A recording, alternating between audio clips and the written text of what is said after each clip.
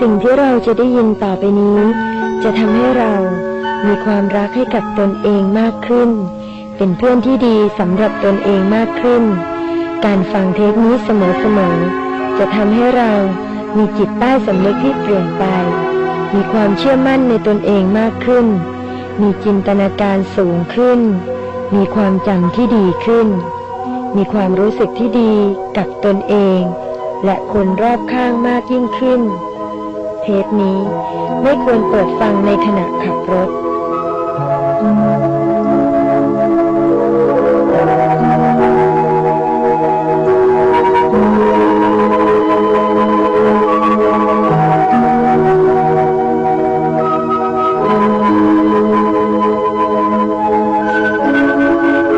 จดจ่ออยู่กับลมหายใจของเราเท่านั้น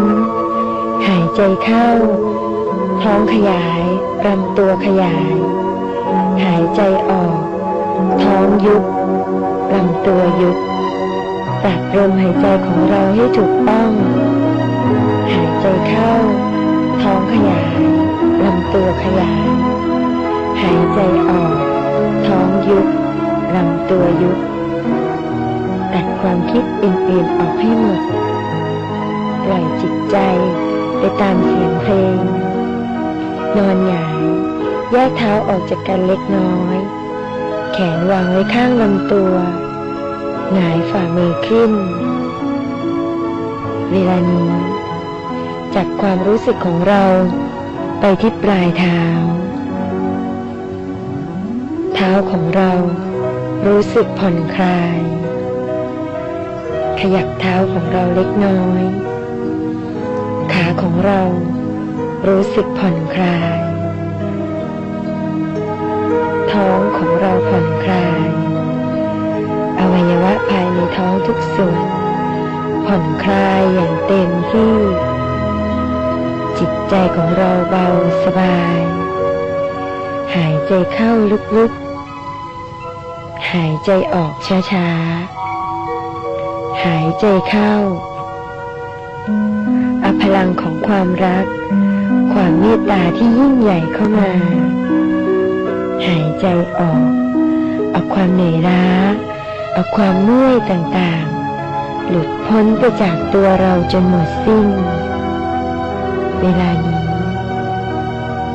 ลำตัวของเรารู้สึกผ่อนคลายแขนมือไหล่ของเรารู้สึกผ่อนคลายมากที่สุดลำคอใบหน้าอวัยวะทุกส่วนบนใบหน้าไม่ว่าจะเป็นคิ้วตาจมูกปากของเรารู้สึกผ่อนคลายสบายไม่มีความตึงเครียดใดๆอยู่ในร่างกายของเราตัวของเราเบาแสนเบาเหมือนกับเป็นปุยนุ่นที่ลอยสูงขึ้น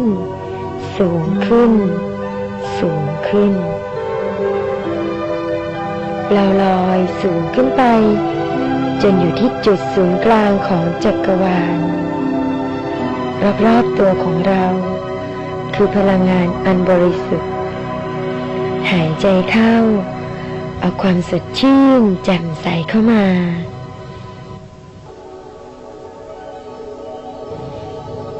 หายใจออก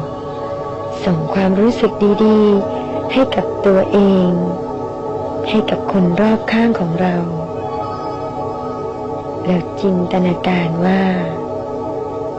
เวลานี้เราเดินอยู่ตามลำพังในท้องทุ่งที่เงียบสงบ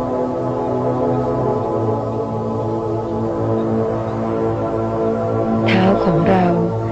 สัมผัสกับพื้นดินพื้นหญ้าอันอ่อนนุ่มเราได้กลิ่นอายของพื้นดินหายใจเข้าเอาความสดชื่นแจ่มใสเข้ามา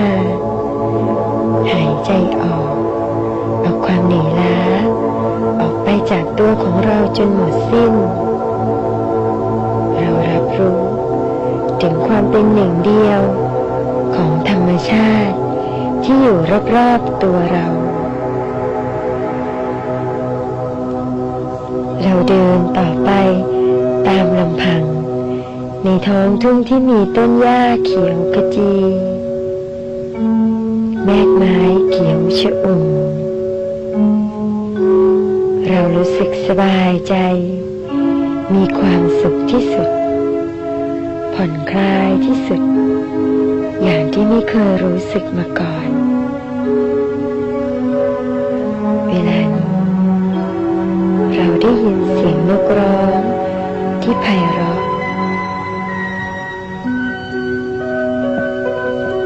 ได้ยินเสียงลมพัดได้ยินเสียงใบไม้พลิ้วไหวตามสายลม